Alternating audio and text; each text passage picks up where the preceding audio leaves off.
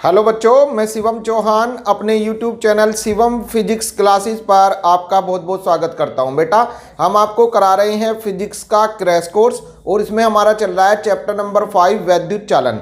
बच्चों, इस चैप्टर के हमारे न्यूमेरिकल चल रहे हैं, जिनमें से हम आधे न्यूमेरिकल इससे पिछले लेक्चर में करा चुके थे। आज हम आगे के न्यूमेरिकल करेंगे। आज जो हम न्यूमेरिकल करा रहे हैं, इनमें से यदि कोई भी क्वेश्चन आपके एग्जाम में आता है तो ये ध्यान रखिए, ये 3 नंबर या 5 नंबर का आपके एग्जाम में आएगा। ठीक है बेटे, जिन बच्चों ने अभी तक क्रैश कोर्स के नोट्स डाउनलोड नहीं किए हैं, वे इसी वीडियो के डिस्क्रिप्शन बॉक्स में जाकर वहां से अपने नोट्स डाउनलोड कर सकते हैं। ठीक है बेटे, तो आइए शुरुआत करते हैं आज के न्यूमेरिकल्स। 13 तक हम कर चुके थे इससे पिछले लेक्चर में।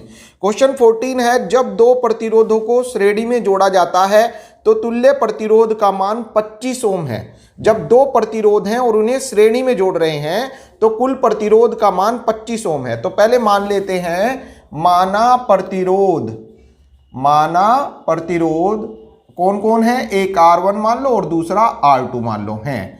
ठीक है, अब प्रश्नानुसार अकॉर्डिंग टू क्वेश्चन चलते हैं। प्रश्नानुसार क्वेश्चन में कहा है कि जब इनको हम श्रेणी में जोड़ते हैं, जब श्रेणी में जोड़ा तो तुल्य प्रतिरोध 25 ओम है। तो श्रेणी में फॉर्मूला होता है R1 प्लस R2 और बराबर है 25। ये आपकी इक्वेशन नंबर फर्स्ट हुई। ठीक है, ये कब है बच्चों, जब हमने इनको श्रेणी में जोड़ा। श्रेणी में जोड़ने पर कुल प्रतिरोध 25 ओम है। फिर कह रहा है वो जब इनको समांतर में जोड़ा तो 4 ओम है। अब इनको हम जोड़ते हैं बच्चों समांतर में। समांतर में सूत्र आपको याद होना चाहिए, समांतर में होता है 1/R1 प्लस 1/R2 बराबर समांतर में कुल प्रतिरोध दिया है 4 ओम, तो 1/4। ये इक्वेशन नंबर हो गई सेकंड। ठीक है बेटा, तो याद रखना है बच्चों, श्रेणी में ऐसे ही जोड़ दो सीधा R1 प्लस R2। अगर 3 होते तो R1 plus R2 plus R3 बराबर जो भी दिया है। तो कितना दिया है, 25 ओम, ये सवाल में दिया है।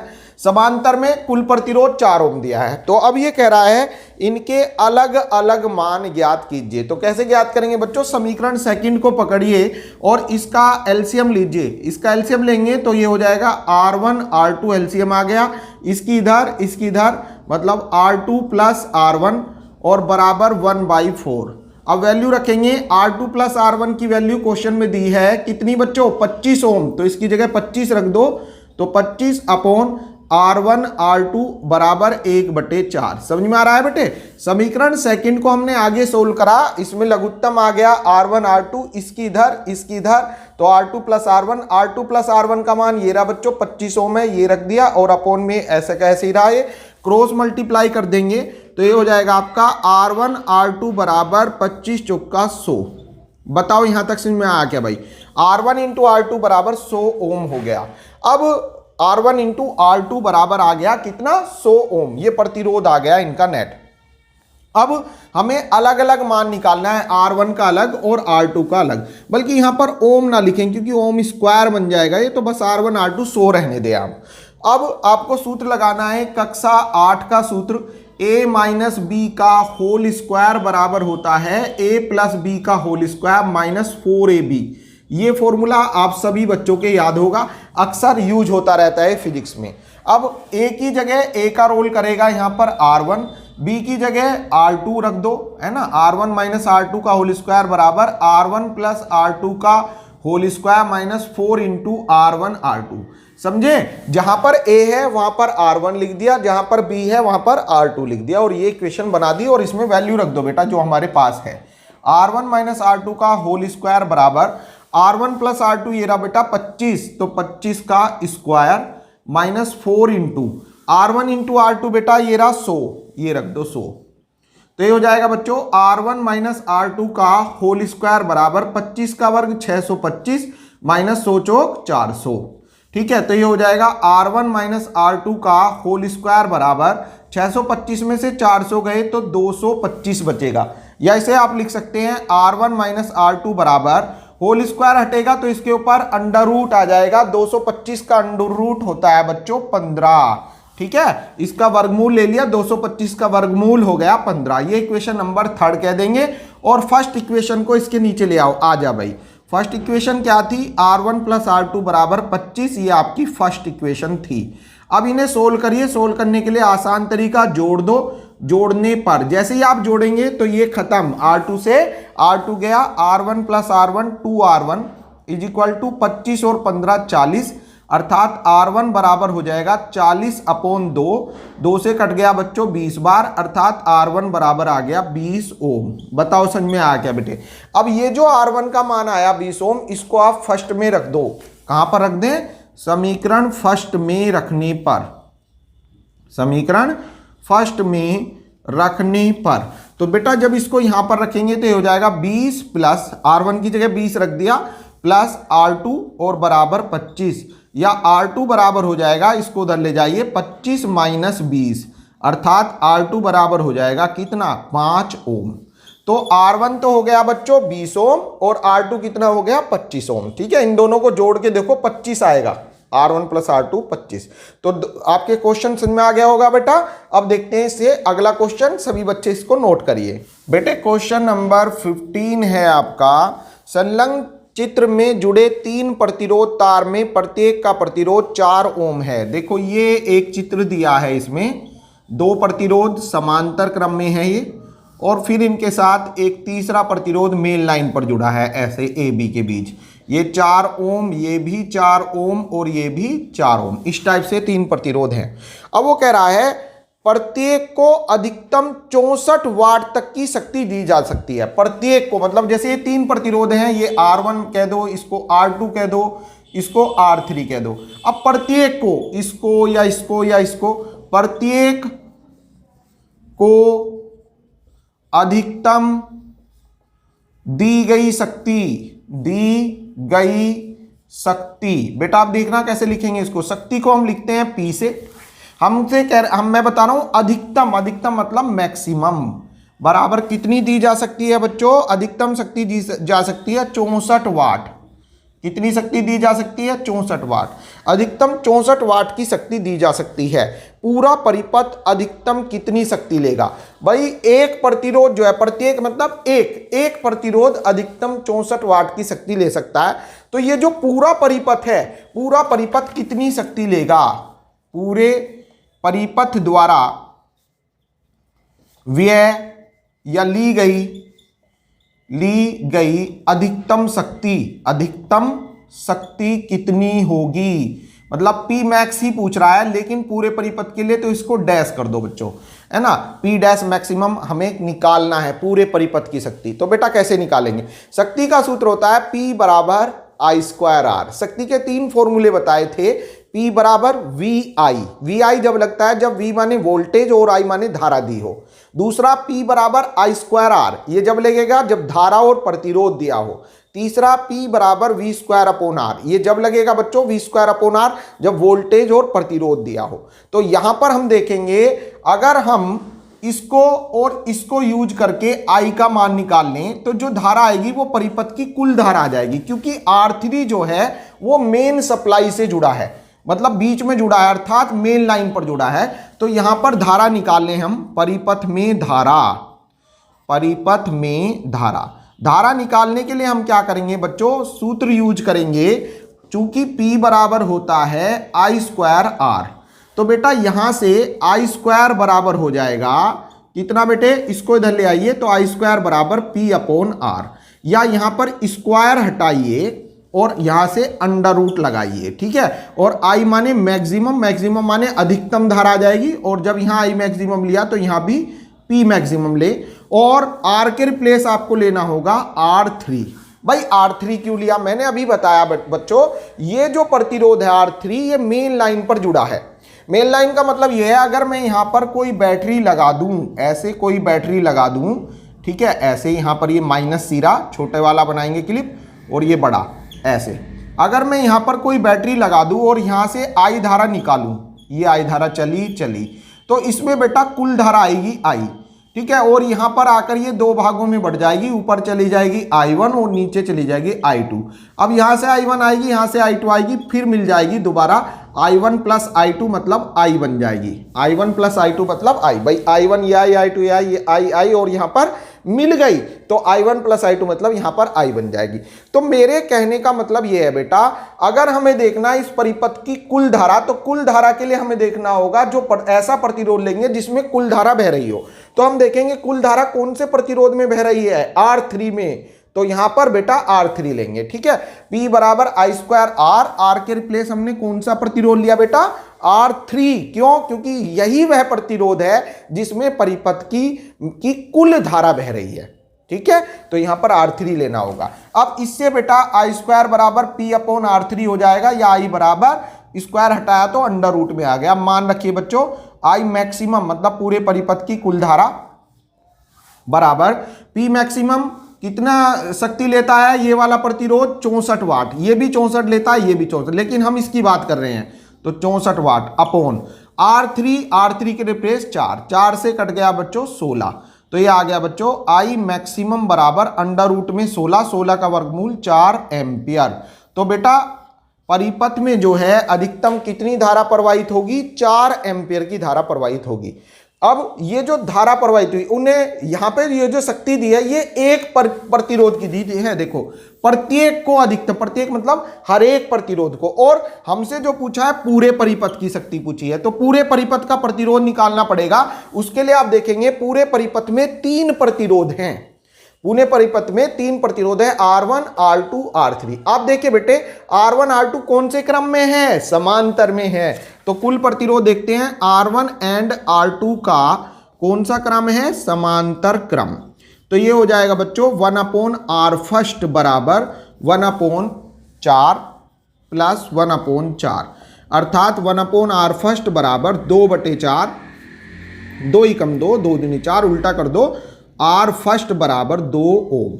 अब ये जो R फर्स्ट है ये तीसरे के साथ मतलब R3 के साथ, R फर्स्ट एंड R3 का कौन सा क्रम हो जाएगा, श्रेणी में कौन सा प्रतिरोध, तुल्य प्रतिरोध, श्रेणी में तुल्य प्रतिरोध। जोड़ दो बेटे, तो R बराबर R फर्स्ट प्लस R3, तो R बराबर R first 2 ohm plus R3 ये रहा बेटा 4, 2 प्लस 4 मतलब 6, तो R बराबर 6 ओम।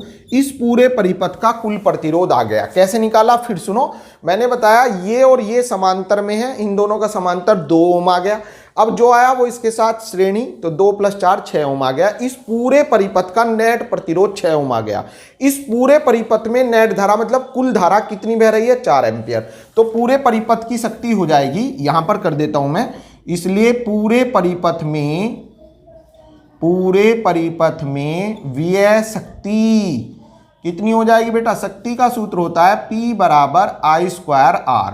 तो P बराबर I की वैल्यू रखिए बच्चों, I की वैल्यू 4 का वर्ग हो जाएगा, और इनटू R के रिप्लेस रख दो 6, तो P बराबर 4 का वर्ग 16 गुना 6, और 16 छिक्का होते हैं 96 वाट। अर्थात पूरा परिपथ कितनी शक्ति लेगा, तो पूरा परिपथ अधिकतम 96 वाट की शक्ति लेगा। ठीक है, तो ये आपके समझ में आ गया होगा बेटा, सभी बच्चे इसको नोट करिए। अब आगे देखते हैं क्वेश्चन नंबर 16। इसमें कहा है संलग्न परिपथ में शक्ति 6 ज्ञात कीजिए। बेटा ये परिपथ दिया है, ऐसे सर्कल दिया है एक, और यहाँ पर ये बैटरी लगी है। ठीक है, इस टाइप से ये बैटरी लगी है बेटा। अब जो बड़े वाला क्लिप होता है पता है, प्लस ये माइनस। ठीक है, और यहाँ पर रेजिस्टेंस लगा है, एक प्रतिरोध यहाँ पर, फिर एक प्रतिरोध ऐसे, फिर तीसरा प्रतिरोध ये। ठीक है, और एक प्रतिरोध लगा है बच्चों यहाँ पर। तो ये आपका क्वेश्चन है, और सारे प्रतिरोधों के मान है, ये 5 ओम, ये भी 5 ओम, ये 2.5 ओम है बच्चों, और बेटा ये भी 5 ओम है। ठीक है, ये क्वेश्चन है। अब ये कह रहा है संलग्न परिपथ में शक्ति 6 ज्ञात कीजिए। शक्ति 6 मतलब शक्ति हानि, शक्ति 6 अर्थात शक्ति का ह्रास P निकालना है। तो वोल्टेज दी है बच्चों, इसमें V दे रखा होगा, V बराबर दिया है 5 वोल्ट। वोल्टेज कितनी दी है, V बराबर 5 वोल्ट। तो शक्ति का सूत्र यहाँ कौन सा लगेगा भाई, V पता है, R पता है, तो P बराबर V स्क्वायर अपॉन R। मैंने बताया था अगर V पता हो और P पूछे तो P बराबर V square upon R। V और R देने पर शक्ति का सूत्र V square upon R। V और I दे तब शक्ति पूछे तो P बराबर VI। तो यहां पर हमें दिया है V और R, तो V स्क्वायर अपॉन R। अब हमें देखना होगा, पहले हम निकालेंगे R। R के लिए देखना होगा, आप देखिए कितने प्रतिरोध हैं, 4 प्रतिरोध हैं, 1 2 3 4। तो पहला काम इन चारों का कुल प्रतिरोध निकालेंगे।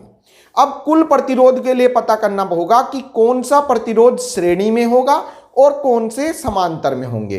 तो उसके लिए बच्चों यहां से हम आई धारा भेज के देखते हैं। ध्यान से देखिए, यहां से हमने आई धारा भेजी, हमेशा धारा प्लस सिरे से निकालते हैं। यहां से धारा आई निकाली, अब ये यहां पर जैसे ही आई आपने देखा भाई यहां पर 2 रास्ते हैं, एक ऐसे एक ऐसे। तो सिंपल सी बात है, इस धारा के 2 टुकड़े हो जाएंगे ऐसे, यहां पर चली गई I1 और यहां पर चली गई I2। ठीक है, टोटल करंट थी कितनी बच्चों, I थी। अब I के कितने हिस्से हो गए, आप देख रहे हैं 2 हिस्से हो गए थी, I1 I2। अब ध्यान से देखिए, I1 चली चली चली यहां आई। अब इसमें भी क्या होगी बेटा, यहां पर आएगी ये I1, ये आ रही और यहां से I2। तो ये दोनों जो है, चूंकि इसमें धारा कैसी है बच्चों, अलग अलग है। यहां पर हम देखते हैं इसमें धारा अलग होगी क्योंकि यहां से I1 आ रही है, यहां से I2। तो दोनों में धारा अलग अलग है, अर्थात इन दोनों का कौन सा हो जाएगा, समानांतर क्रम। ठीक है बेटे, यहां से ये आई I1, ये आई I2। ठीक है, अब ये I1 जैसे ही यहां पर आएगी 2 भागों में फिर बटेगी। मान लीजिए यहां पर I3 चली गई तो यहां पर I1 माइनस I3 बचेगी, यहां बचेगी कितनी, I1 माइनस I3। ठीक है, क्योंकि I1 में से I3 यहां चली गई, I1 में से I3 यहां चली गई, तो यहां बची I1 माइनस I3। ठीक है, धाराओं से ही पता चलता है श्रेणी और समांतर का। अगर धारा समान है तो श्रेणी क्रम, धारा अलग अलग है तो समांतर क्रम। ठीक है, तो यहां पर हमने बताया आई धारा चली 2 भागों में बटी, I1 I2। अब जैसे ही I1 यहां आई फिर 2 भागों में बटी, यहां पर चली गई I3 और यहां कितनी बची बच्चों, I1 माइनस I3। तो अब आप देखते हैं इसमें धारा अलग है और इसमें अलग है। ठीक है, इसको R1 मान लीजिए, इसको R2, इसको R3 और इसको R4। तो इसमें इन दोनों में धारा अलग अलग है, तो आप क्या करेंगे, R1 एंड R2 का कौन सा क्रम है भाई, समांतर। क्यों है भाई समांतर, क्योंकि इनमें धारा अलग अलग है। तो 1/R फर्स्ट बराबर 1/R1 प्लस 1/R2। ठीक है, 1/5 प्लस 1/5। तो 1/R फर्स्ट बराबर एलसीएम 5 और ऊपर 1 प्लस 1, उल्टा कर दो बच्चों, तो R first is equal to 5/2, 2 से काट दो, 2 दूनी 4, 2 पंजे 10, अर्थात R फर्स्ट बराबर आ गया 2.5 ओम। बताओ समझ में आ गया क्या, ये R1 और R2 का R फर्स्ट आ गया बेटा। अब R फर्स्ट और R3 दोनों एक ही लाइन में हो जाएंगे भाई, जब इन दोनों को हमने सोल्व कर दिया R1 R2 को, तो ये यहां पर आ गया R फर्स्ट। अब R फर्स्ट और R3 एक ही लाइन में हो गए, R फर्स्ट व R3 एक ही लाइन में हो गए, अर्थात दोनों में सेम धारा हो जाएगी, तो इनका हो जाएगा श्रेणी। तो R सेकंड बराबर R फर्स्ट प्लस R3, श्रेणी में जुड़ जाते हैं ऐसे ही। तो R सेकंड बराबर R फर्स्ट बच्चों 2.5 है प्लस R3 भी 2.5 है, तो R सेकंड बराबर 2.5 प्लस 2 मतलब 5 ओम। तो अर्थात 5 ओम कुल प्रतिरोध हो गया यहां तक का। अब R सेकंड बच्चों ये आ गया, ठीक है, और R4 ये हो गया। अब आप देखेंगे R सेकंड में तो धारा होगी, कितनी होगी, देखो R सेकंड में धारा होगी I1 माइनस I3 यहां से आ रही है और I2 यहां से आ रही है, अर्थात यहां पर धारा होगी I1 minus I3 plus I2, और इसमें धारा अलग है। तो धारा अलग अलग है, तो आप क्या करेंगे, R सेकंड व R4 में धारा अलग अलग है, इसमें I3 है और इसमें अलग धारा है, का कौन सा क्रम हो जाएगा, समांतर क्रम। तो ये हो जाएगा बच्चों में लास्ट है, तो आप लिखेंगे तुल्य प्रतिरोध, तुल्य प्रतिरोध। ठीक है, समांतर में, समांतर के लिए 1/R बराबर 1/R सेकंड प्लस 1/R4। ठीक है बेटा, समांतर में 1 में चलता है सूत्र। तो 1/R is equal to 1 value रखिए, R सेकंड 5 ओम है और प्लस 1/R4 भी 5 ओम है। तो 1/R बराबर हो जाएगा बेटा 2/5 ओम, या R बराबर 5/2, अर्थात R बराबर 2.5 ओम। तो बच्चों ये इस पूरे परिपथ का कुल प्रतिरोध होगा। कैसे करा फिर समझो, इसका और इसका R1 और R2 का समांतर। क्यों? क्योंकि धारा अलग अलग है। फिर जो आया वो इसके साथ R3 के साथ श्रेणी, ठीक है। फिर जो आया वो R4 के साथ समांतर। ये आ गया बच्चों कुल प्रतिरोध। अब शक्ति निकालेंगे, इसलिए शक्ति ह्रास, शक्ति ह्रास P बराबर होता है V²/R से। तो ये आ जाएगा बेटा P बराबर, वैल्यू रखिए V², V कितना है 5, 5 का स्क्वायर मतलब 5 × 5 अपॉन R ये रहा बच्चों 2.5, 2.5 से 5 काट दीजिए, 2 बार कटेगा, तो P बराबर हो जाएगा 5 दूनी 10, 10 वाट। अर्थात इस पूरे परिपथ में कितने वाट का शक्ति क्षय होगा? इस पूरे परिपथ में 10 वाट का शक्ति क्षय होगा। ठीक है बेटे, तो ये क्वेश्चन आपके बढ़िया समझ में आ गया होगा।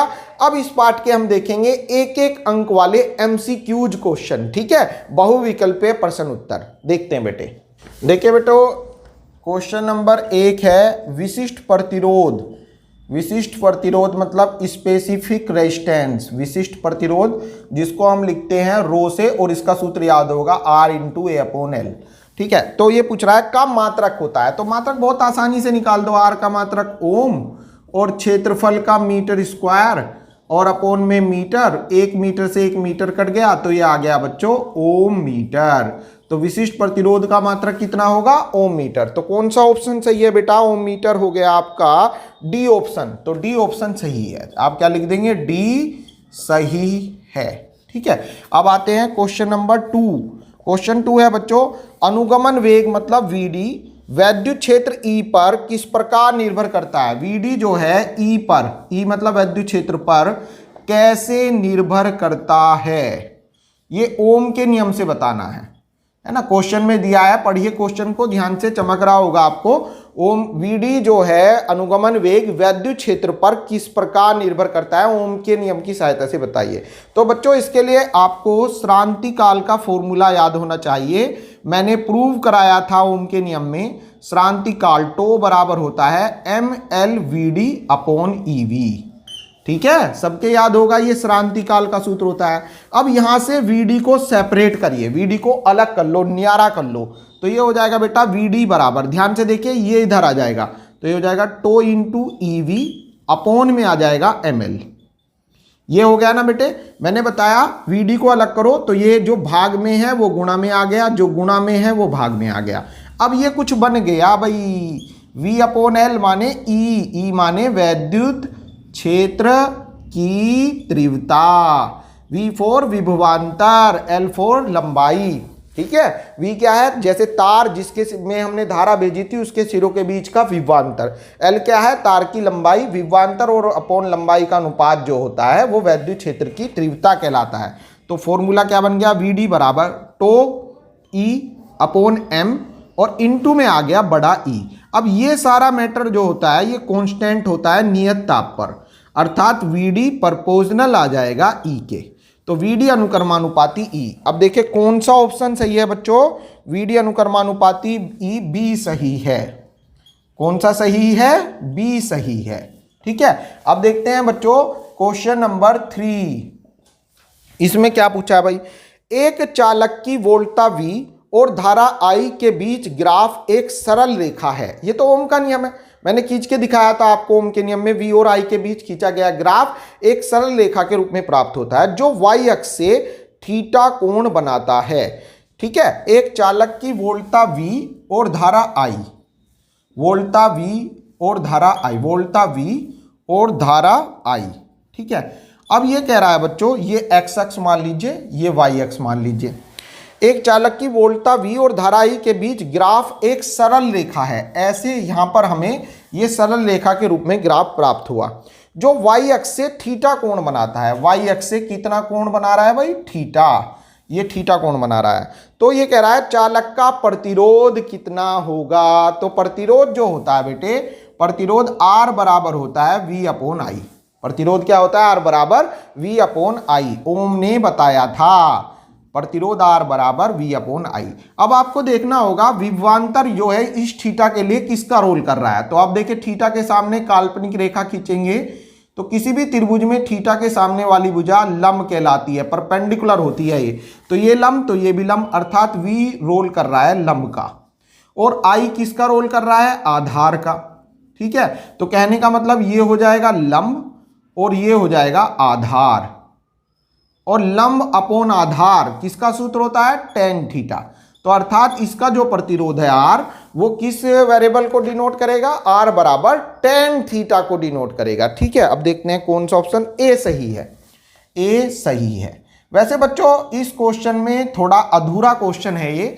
यहां पर इस सवाल में ये भी देगा कि जबकि विभवांतर x अक्ष पर है और धारा y अक्ष पर है। जब यहां पर इस बात को नहीं लिखा है मैंने, ये गलती है इस सवाल में। विभवांतर दिया रहेगा, चाहे जैसे यहां पर x अक्ष पे माना है और धारा को y अक्ष पे माना है। ठीक है, ऐसा जरूरी नहीं है। अगर सवाल में विभवांतर y अक्ष पे देवे और धारा i अक्ष पे दे, यहां पर दे x अक्ष पर, तो यहां पर फिर ऐसे होता। अगर यही क्वेश्चन हम ऐसे माने, ध्यान से देखिए बेटे, अगर ये यहां पर लें x अक्ष y अक्ष और x अक्ष पे लें धारा और y अक्ष पे लें विभवांतर, और उसने कहा था कि जो थीटा है वो y अक्ष के साथ एंगल बनाता है। तो अब देखिए जब ये ऐसे बनाएगा तो r बराबर फॉर्मूला होता है v अपॉन आई, r बराबर v अपॉन आई।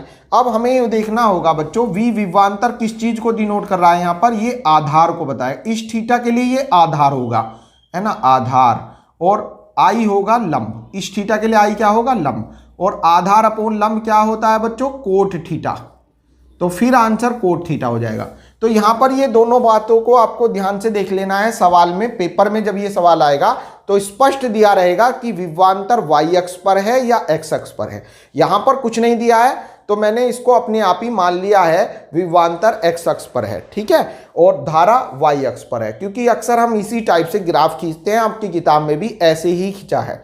लेकिन अगर सवाल में देता है उल्टा, विभवांतर y अक्ष पर और धारा x अक्ष पर, तो फिर इसका आंसर ध्यान रखना कोट थीटा होगा। अगर इसी टाइप से है तो इसका आंसर टेन थीटा होगा। तो दोनों ही बातें मैंने आपको बता दी। अब देखते हैं बेटे क्वेश्चन नंबर 4। ये तुल्य प्रतिरोध निकालने का है, एडी के बीच तुल्य प्रतिरोध निकालना है। तो इसमें बच्चों कुछ नहीं है, ऐसा सवाल मैंने कल भी करा दिया था। ये जो 3 ओम है ना, ए बी के बीच, ये श्रेणी हो जाएंगे, फिर 6 ओम के साथ समांतर, फिर अगला जो सी डी के बीच का जो 3 ओम है इसके साथ श्रेणी, फिर लास्ट वाला जो एडी है इसके साथ समांतर। तो इस प्रकार इसका कुल आंसर, टोटल प्रतिरोध निकल आएगा। ठीक है बेटे, तो ये सारे क्वेश्चन आज आपको कर लेने हैं। इससे आगे अगला चैप्टर है अब किरचॉफ के नियम, जो कि बोर्ड एग्जाम के लिए बहुत इंपॉर्टेंट है। वो हम इससे अगले लेक्चर में लेंगे। तो आज के लिए इतना ही बहुत है। Thank you.